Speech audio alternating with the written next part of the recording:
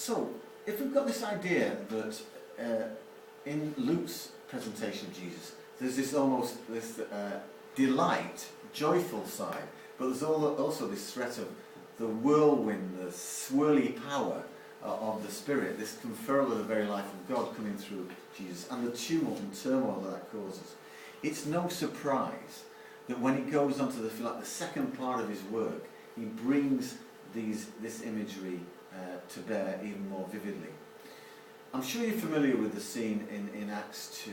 You've got this picture of the locked room, and you've got the scared disciples at prayer. They're scared. I mean, the leader's been executed. That's why they're hiding.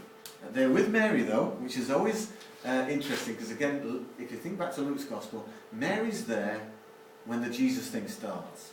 And Mary's going to be there at Pentecost when the church thing starts. There's another new birth going on here. Now, how is it the good news really going to be shared if all the disciples are going, we don't go out, we can't go out, we can't go, get us, Jesus will get us.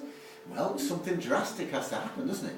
And so what you get in this wonderful passage is you get that basically God sends a storm and an earthquake, and if that's not bad enough, the house shakes. And suddenly from heaven there came a sound like the rush of a violent wind, and it filled the entire house where they were sitting. Okay, so it's rattling around, okay, and it's and then, on everybody's head, there's a bonfire. Now, much as I love you... Get me out of here! If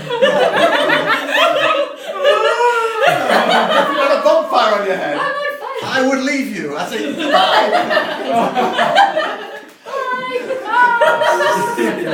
Nobody is going to stand around and sit around when everybody's heads are on fire and say, this is a great place to be, are they?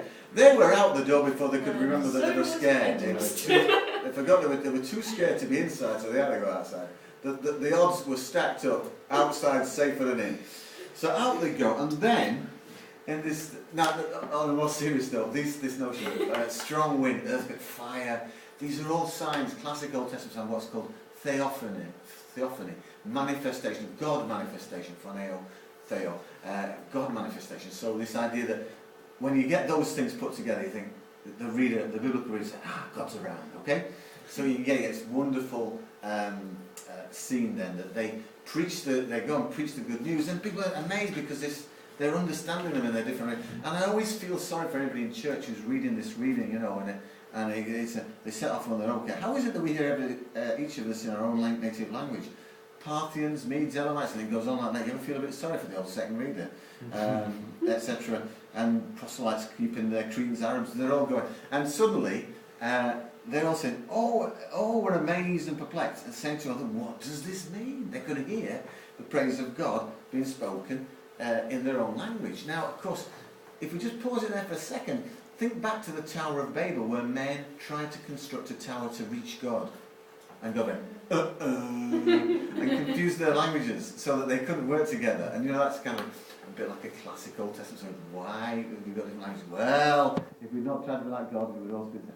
Now, what you've got here is not building a tower, God bringing God's self down, God deigning, being generous enough to be with us. So Babel is healed in this moment, because the one message, the one language that is going to be needful for humanity to fulfill its destiny, to reach God, is going to be the language of the good news, the message of Jesus. Okay, so that's what's happening here.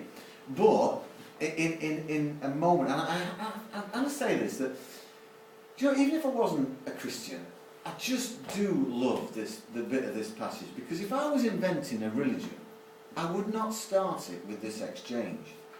Because it says, all were amazed and perplexed, saying to one another, what does this mean?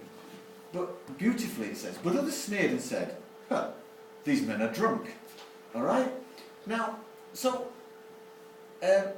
Peter then stands up, and if I was Peter, or if I was recording Peter's word, or if I was writing like Luke, I'd say, and then Peter stood up and said, behold, Jesus is Lord, he is risen. But he doesn't. He actually stands up, and the first words of the first sermon of the Christian gospel are as follows. These men aren't drunk. Because Jesus is Lord and therefore with the Holy Spirit. No, we don't even know that. I mean, that would have been good enough. These men are not drunk. No, these men are not drunk. It's only 9 o'clock. In other words, it's too early even for us lot to have got to Tesco's and back with a carry. I mean, unless they've done an all-nighter, you know, the shops aren't open. I mean, what kind of way is that to start a world religion? We're not sloshed. It's too early even for us. Come back in an hour. If it had been later, you might have had a point. So, as you know, the story carries on. It goes on and in wonderful language, which uses lots of imagery, explains what's happened, and talks about this end-time prophecy that you find in Joel, this wonderful vision that old men will see, you know, young men will see visions and old men will dream dreams. There's no point in old men dreaming dreams. They're on the way out. But with the renewal of the Spirit, they can see anew. Maidservants, daughters, all will prophesy because the gift of God, the Holy Spirit, again, comes through very strong in Luke, is going to be available. It's such a powerful sermon that one sermon, 3,000 converts. These days, boys and girls, ladies and gentlemen, you might get 3,000 sermons and not even one convert. It's the way it goes. We'll have to cheer up and get more spirit in the old sermon. What we've got here, though, is this miracle of power. And what Luke's presenting is that this explosion, this birth of the church, is going to what takes forward the message of the good news. And following it through Acts, it's wonderful, you know, the miracles and preaching, the parallels between Peter and Paul. Look, you see what happens to Peter, then will happen to Paul, and it's a sort of little parallel. And the second half of Acts, Paul does very much take center stage. What I want you to see clearly in Acts, though, is the revolutionary nature of what is happening.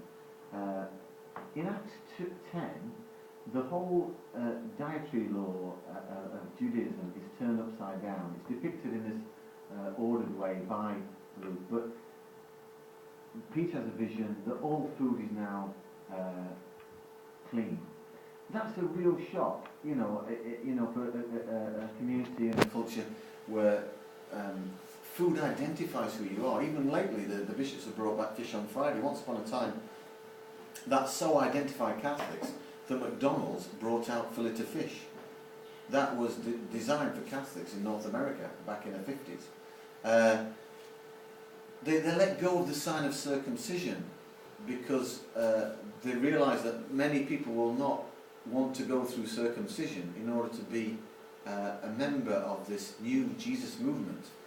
Now, Paul and Barnabas have to argue the case for this because circumcision was the sign of belonging to Abraham, the sign of covenant, the sign of who they were, and they let go of that.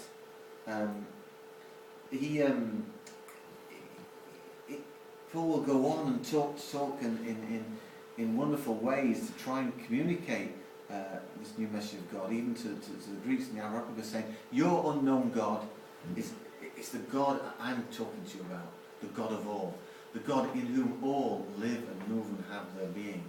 So it's this universalizing. It goes from a narrow group of chosen people with a set diet and signs of particular belonging to a message, if you like, for the whole world. Now, I put it to you, if you remember, if you think that's an easy thing to do, just think about the fuss that recently in the Catholic Church about changing a few words in the Mass. If you think it's an easy thing to do, just think about the fuss that the England team kicked up not being able to wear a poppy on their shirts. Because poppies mean loads in England. They don't mean anything in most parts of Europe. So UEFA couldn't understand why England was kicking up a fuss. So signs of belonging that are precious to you are signs of who you are. And just to pick this up from Luke's writings, that this is a revolution. This is a revolution of the Spirit, which means the message that was just for one chosen people is now a message for the whole world.